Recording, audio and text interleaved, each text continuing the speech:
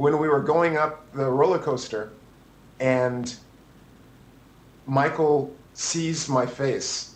And as you can see, I show my emotions. And I must have been like this, going up the track for the roller coaster. And Michael goes, Todd, you're not scared of roller coasters, are you? And I go, no, I'm not scared. And then it starts. Michael is screaming with joy and laughter and pleasure, and I am in complete terror. And I always remember that because he asked me if it's okay when we're on the roller coaster. The time to have asked me was before. But yeah, I remember that a lot. Oh, there's one other story if you would like to hear. Yeah, with pleasure.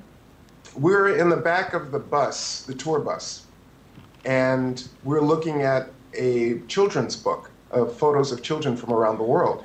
And there were some really powerful photographs of starving children in Africa and starving children in India.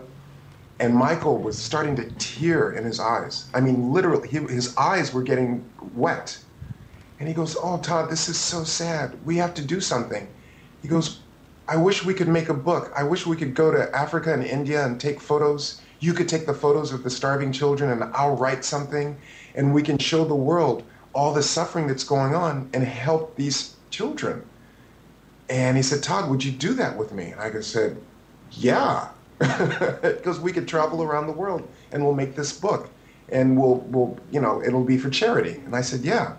We talked about it a few more times and then it sort of faded away. But what, 4 years later, he did song. We Are the World. And the Earth song. Yeah. And, but, you know, the Save the Af, where all the stars, Bruce Springsteen, Bob Dylan, everyone sung on We Are the World. And I thought, my God, that's the seed for that idea was with the conversation we had in the back of the bus 4 years before. But Todd, can I ask you, where were you when you heard the news about Michael Jackson's tragic death, and how did you feel? Are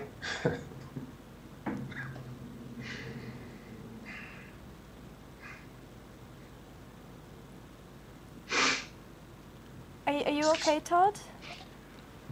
I'm sorry, you don't have to answer that question. I was sitting in this chair, right in this room. That's why. Oh, I was sitting in this chair when I heard the news. Oh, And sorry. I was working on this book. I had been working on my book for 1 year. Yeah. I started in May in 2008 on my book. This room was full of Michael Jackson photos. That's it. Only Michael Jackson photos.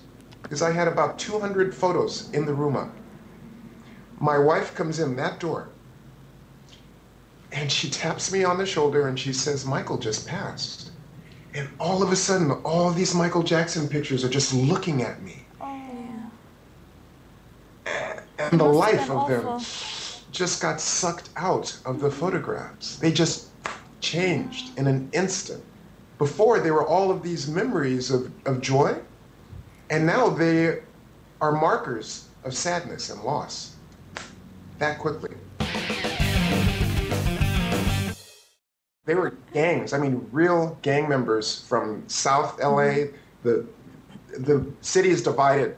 The Mexican-American community is in one part, the African-American community is in another part, and so the gangs, the black gangs were there, the Latino gangs were there, and I mean, serious gang members. So when you see that video and those heavy-duty guys, it's real. Those are real. Well, it's good that you had security. A lot. There were a lot of police. They weren't wearing the uniforms, but you knew. These big guys were police. And as soon as they saw Michael dance, all the gang members, because they said there had to be a truce, they honored that truce. And it was amazing. Michael was walking around the gang guys without security. No security. Well, he's brave. And you could just see the respect they had for Michael. It was pretty, and they were going, hey, yo, man, take a picture with me and Michael. Yo, yo, yo. And so I've been taking these pictures of these hardcore with a shaky criminals. hand. Well, with Michael there, I knew it was cool. Yeah. And it's Yeah, I have a bunch of these photos. I'll do, I don't know, another book sometime with some of these other pictures. I have so many.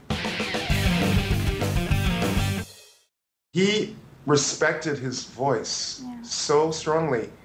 He was like an opera singer. Mm-hmm. He would be drinking teas with lemon and honey constantly, doing scales, la la la la la la la, all the time. We were in the South, and it's 100 degrees. What is that, like 45 centigrade or something? Mm-hmm. Really hot. Hot.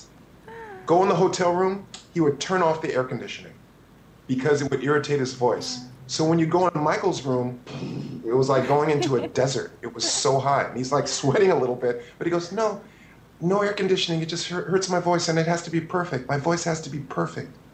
He suffered a lot for his art.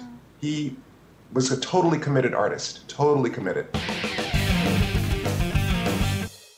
When I was working with him, you cannot say dirty jokes. You can't be smoking cigarettes. You cannot drink alcohol. It's a clean space that he keeps around him.